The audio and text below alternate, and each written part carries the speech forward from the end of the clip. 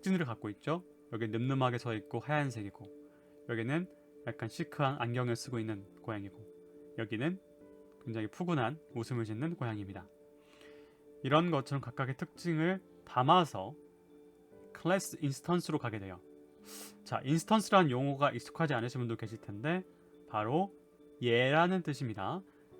자, 영어를 배우셨을 때 for example을 많이 들으셨을 거고 또 for instance가 있을 거예요. 그런 것식으로 어떤 예를 보여준다. 자, 고양이가 이렇게 있어요. 이렇게 클래스를 만들어 놨는데, 자, 그러면 고양이 클래스의 얘는 뭔가요? 라고 했을 때 구체적으로 뭐 색깔이나 모양을 다시 반영해서 말을 하는 거죠. 그래서 영어로 표현한다면 What is an instance of the class? 이 고양이란 클래스의 인스턴스라는 것은 무엇입니까? 이렇게 되는 거예요.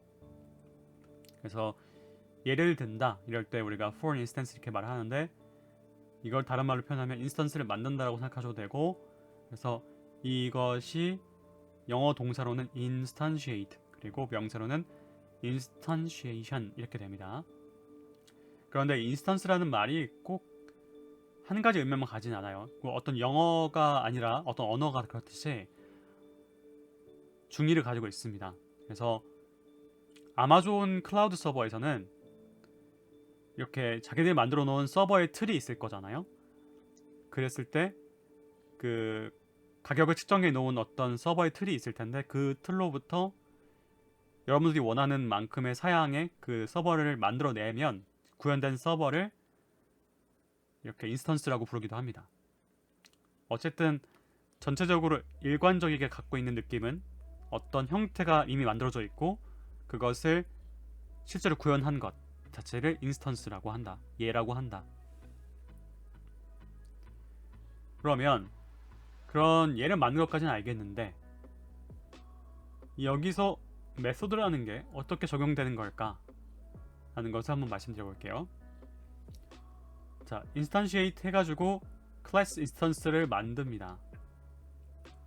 그때에 우리는 인스턴스를 활용할 때 메소드를 가져와가지고 어떤 함수들을 이제 반영하고 싶은 걸 거잖아요. 그럴 때 인자를 셀프로 가져오게 돼요. 너무 갑자기 용어들이 많으니까 헷갈리실 수 있어요. 그런데 자, 클래스를 선언했었습니다. 그리고 클래스를 우리가 실제로 구현할 때는 인스턴스라는 걸 사용해서 구현을 했어요. 그럼 요것에 어떤 기능을 적용하고 싶어요. 그럴 때 바로 메소드를 쓰게 되는데, 그 메소드가 첫 번째 인자를 셀프로 가져온다 라고 해요. 자, 실제 코드로 한번 앞으로 알아가면서 알아가 볼 텐데, 예를 들어서 이 메소드를 하나 예로 이제 입력을 받아가지고 그것을 화면에 출력한다 라고 해보겠습니다. 되게 익숙하잖아요. 우리가 화면에다가 어떤 입력을 해서 스캔해가지고 그것을 출력하는 것, 굉장히 익숙한 일인데, 자, 이 틀이 있었고 이 클래스라는 틀이 있었고 여기다가 색 이름을 입력하면 이렇게 출력이 나오도록 만들고 싶다고 하겠습니다. 그래서 인스턴스를 만들 때 색을 입력해주면 사진에 보이는 특징 중에 고양이 컬러를 출력해주는 픽처라는 메소드를 쓰고 싶습니다. 자, 이때 이렇게 출력된다라고 하는 건 여러분들께 보여드리기 위한 예일 뿐이고, 사실은 여기가 색이 아니라 뭐 어떤 입력이 들어갈 수 있겠죠. 뭐 덧셈이라던가 곱셈이라던가 이런 게 들어가면은 그 안에서 그거 처리되어 나올 수 있겠다는 그런 하나의 메소드라는 것을 한 예로 출력을 보여드리는 것입니다. 자, 이렇게 아까 함수 선언하듯이 선언을 하면은 이 클래스 안에서요, 이 메소드를 선언하고 나면은 이 컬러가 반영이 되어서 출력되게 만들고 싶은 거죠. 그런데 이렇게 우리가 하얀색이라고 입력을 넣었지만 이 클래스 안에서 처리가 안 됐어요. 왜 안 됐냐? 바로 오브젝트가 패러미터를 갖고 있지 않습니다 라고 되어 있거든요. 무슨 말이냐면 이 cat 클래스 자체에 어떤 패러미터를 입력하게끔 모양을 만들어줘야 되는데 그게 없고, 여기 픽처라고 하는 메소드 안에 패러미터만 있는 거예요. 지금 오브젝트의 개념이 없기 때문에 조금 헷갈릴 수도 있는데 이 cat 클래스를 의미한다고 생각하시면 돼요. cat 클래스 자체가 오브젝트라고 보시고 여기에 패러미터가 없다고 하네. 왜냐면 cat 클래스에다가 지금 여기다 넣었으니까요. 자, 그러면 이것을 입력이 받을 수 있도록 형태로 만들어줘야 됩니다. 바로 초기화를 해야 되는 건데요. 이 클래스 안에서 초기화하는 메소드가 존재하는 거예요. 바로 언더바 2개, init 언더바 2개라고 하는 초기화하는 메소드가 약속처럼 만들어져 있습니다. 그래서 이때 어떤 입력 변수, 패러미터를 갖게끔 선언을 하게 되면은 이것을 이 안에서 이제 활용할 수 있게 되는 겁니다. 그래서 이렇게 입력 메소드, 그러니까 init이라고 하는 초기화 메소드를 하나 선언해 놓고 여기서 데이터를 받아와서 이것을 이제 픽처라고 하는 다른 메소드에서 활용할 수 있게 되는 거. 그리고 그것이 인스턴스에 반영이 돼서 진행이 되는 것이 출력이 되는 그런 하나의 구조를 완성하게 되는 것입니다. 네, 굉장히 많은 것들을 지금 생략하시고 또 약간 모르신 상태로 넘어오신 분도 계실 거예요. 그래서 헷갈리시는 게 지금 당연합니다. 그 이유가 이렇게 클래스에다가 입력으로 하얀색 이렇게 참조를 시켜가지고 넘겼을 때 이런 1단계, 2단계, 3단계, 4단계의 전달 과정이 존재하기 때문에 그래요. 무슨 말이냐? 결국에 우리가 하고 싶었던 거는 요런 cat 인스턴스라는 것을 만들어서 구체화시킨 것을 만들어서 픽처라고 하는 메서드가 요런 아래에 프린트를 해주십시오 라는 것을 하고 싶었는데 요것을 잘 구현하기 위해서 이러한 것들을 지금 틀을 만든 겁니다. 요 왼쪽에 틀을 만드는 작업을 한 것입니다. 근데 이 틀을 만드는 작업이 되게 복잡하죠. 이게 복잡해 보이는 이유는 우리가 지금 굉장히 간단한 예를 들었기 때문에 그렇습니다. 근데 사실은 정말 복잡한 예를 많이 가져왔다면 이 클래스를 만드는 게 굉장히 쉬워 보이실 거예요. 왜냐면 그 밑에 일이 너무 복잡하다 보니까 이렇게 클래스를 만들어 놔야지만이 이 틀을 만들어 놔야지만이 이런 인스턴스를 만들 때 편하겠구나라는 것이 지금 감이 오실 텐데 그게 아니라 지금 설명이 너무 쉬운 예를 들어 놓으니까 이 클래스를 만드는 게 오히려 어려워 보이시죠?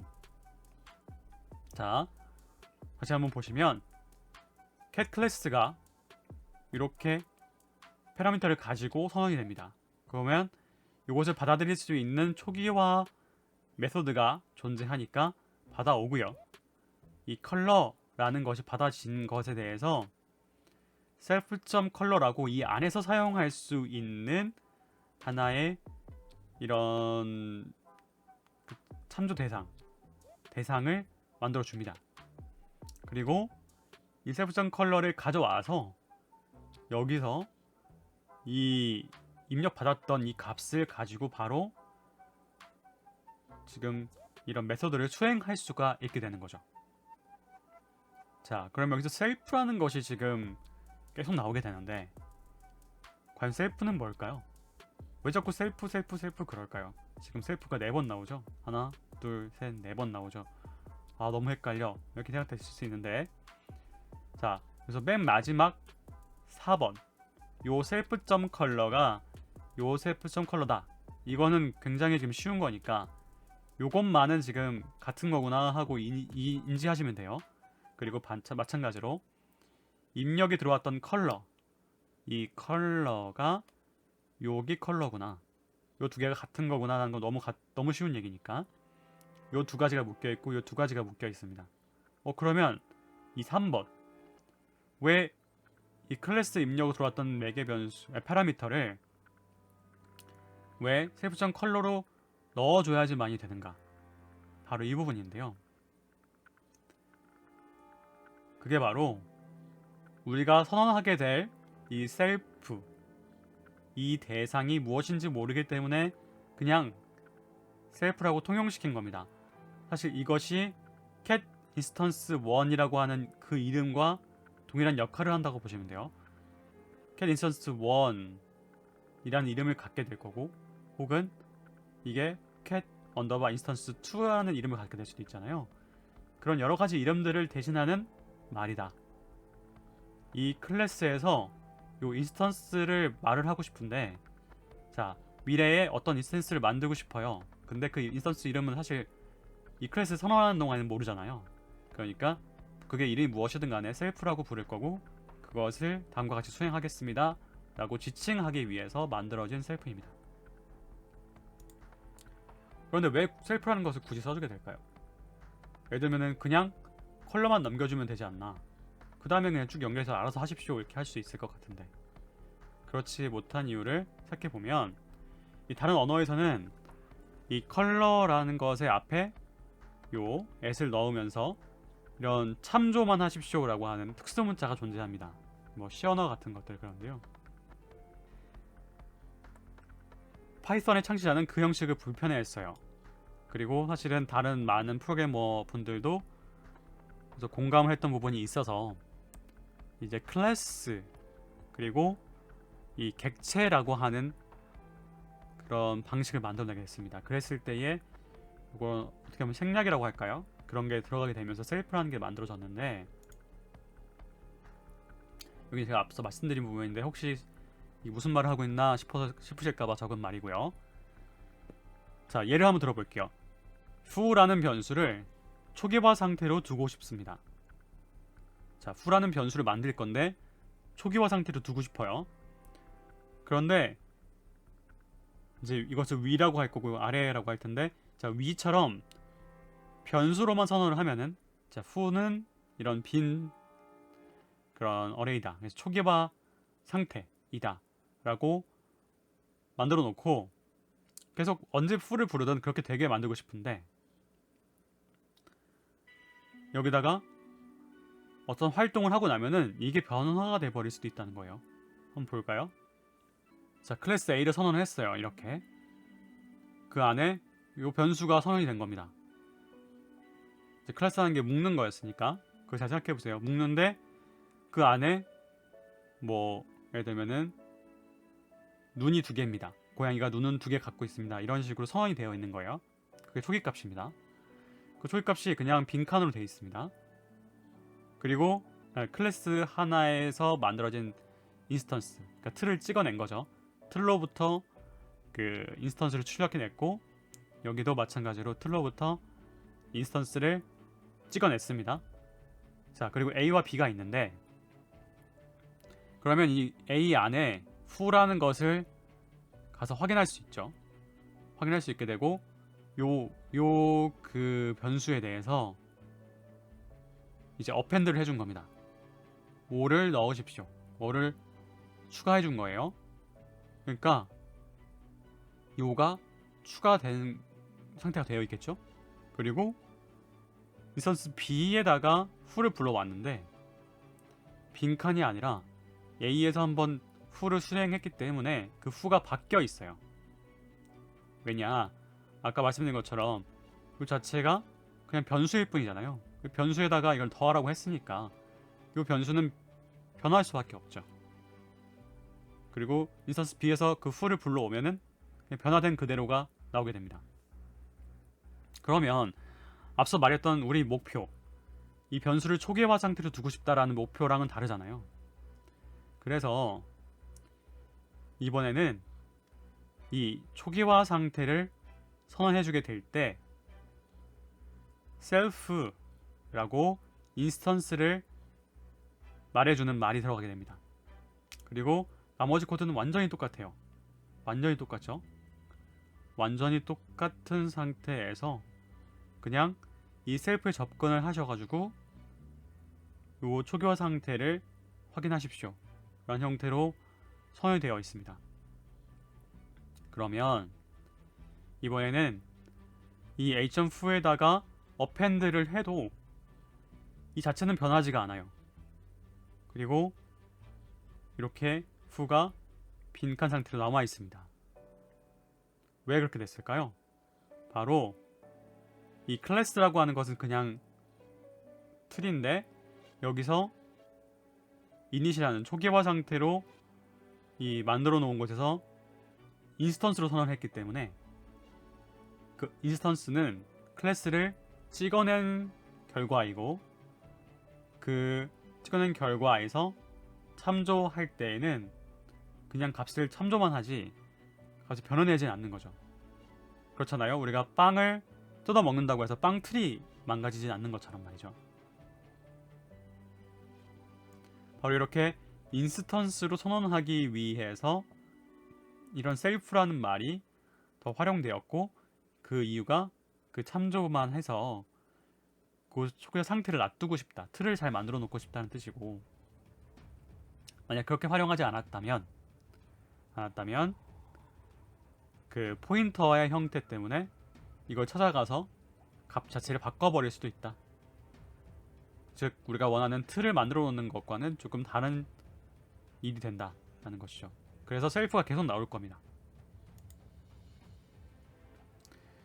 이제 앞서 봤던 이 코드가 좀 이해가 되실 거예요. 자, 이렇게 나중에 인스턴스를 만들었을 때 어떻게 초기화되고 싶다라고 하는 형태를 지금 틀을 만드는 거예요. 틀을 만드는데 그때 리절트가 0이다. 이렇게 선언을 해놨고요. 그리고 이 초기화 상태에서 add라는 것을 해갈 거예요. add라는 것을 해갈 건데 그때부터 리절트는 num이라는 숫자를 누적해 가면서 변화가 될 거고요. 이 self.result가 리턴 될 거니까 요 자체 이것을 찍어낸 인스턴스 안에서 사용될 그 인스턴스 안에 있는 리절트는 여기의 리절트와 다르게 초기가 아니라 계속 변화되는 값이 나오게 되는 거죠. 그래서 셀프, 그 인스턴스의 리절트다. 인스턴스의 리절트는 계속 num이 쌓여간다 라는 것이 앞서 초기화가 유지되길 바랬던 것과 다른 거죠. 이번에는 찍어낸 다음에 그 찍어낸 값이 계속 유지되길 바라는 거니까. 네, 그런 그 변화를 이제 이해하실 수가 있게 됐을 것 같습니다. 그리고 마찬가지로 이 로지스틱 회귀에서도 이제 요 아래에 define 되어 있는 이것들이 요 인스턴스에 대해서 요런 패러미터가 이제 들어가서 이 안에서 메소드가 어떤 것이 수행될 수 있겠구나 라는 것이 조금 더 와닿으시게 될 건데요. 자, 그러면 하고 싶은 메소드가 뭐였냐면 이 로지스틱 회귀를 할 때 우리가 하고 싶었던 게 뭐였냐면 영화 리뷰 이런 것들의 트레이닝 서브셋이 있었어요. 훈련하는 거죠. 이런 리뷰를 보면은 긍정이고 이런 리뷰를 보면 부정이다. 이런 식의 어떤 분석을 할 때에 트레이닝을 하기 위한 셋이 만들어져 있었는데 그것으로부터 레이블에다가 이제 피팅을 시킨다. 이것을 하고 싶었습니다. 그게 바로 우리가 원하는 fit이라고 하는 메소드입니다. 그리고 그런 메소드를 이 피팅 말고도 다른 것들도 있을 수 있잖아요. 뭐 분석하는 거라던가 뭐 통계학적 기법이라던가 그런 다양한 메소드를 이제 틀로 묶고 싶은데 그 틀을 묶어서 이제 마련해둔 것은 무엇인가 하고 볼 거예요. 자, 첫 번째 하고 싶은 메소드가 바로 이 피팅하는 것입니다. 인스턴스를 만들고 나면은 이 입력 데이터셋으로부터 그러니까 피처로부터 레이블을 피팅하는 무엇을 하고 싶은 거고요. 그때 아래와 같이 쭉 어떤 것을 하고 셀프를 리턴합니다. 자, 그리고 이런 피팅 외에도 다양한 메소드들을 포함한 묶음이 있을 건데 그것이 바로 클래스가 되고요. 그게 아까 이 인스턴스 LRGD를 선언할 때에 여기 클래스 이름이 앞에 나와 있었죠. 이 클래스 이름에다가 요런 파라미터를 넣어서 넘기면 이것이 여기 안에 들어와서 이제 fit이라고 하는 메소드를 수행할 때에 x와 y를 받아서 수행할 수 있게 되는 그 일련의 구조를 가지고 있는 것입니다. 자, 약간 어렵고 긴 강의였을 텐데요. 한번 여러 번 확인해 보시고 또 앞으로 더 상세하게 혹은 쉽게 설명드릴 수 있도록 노력해 가 보겠습니다. 문의사항 같은 것들 댓글로 잘 남겨주시면은 제가 또 이해가 쉽도록 도와드릴 수 있을 것 같으니까요. 네, 다음 파트에서 또 이어가도록 하겠습니다.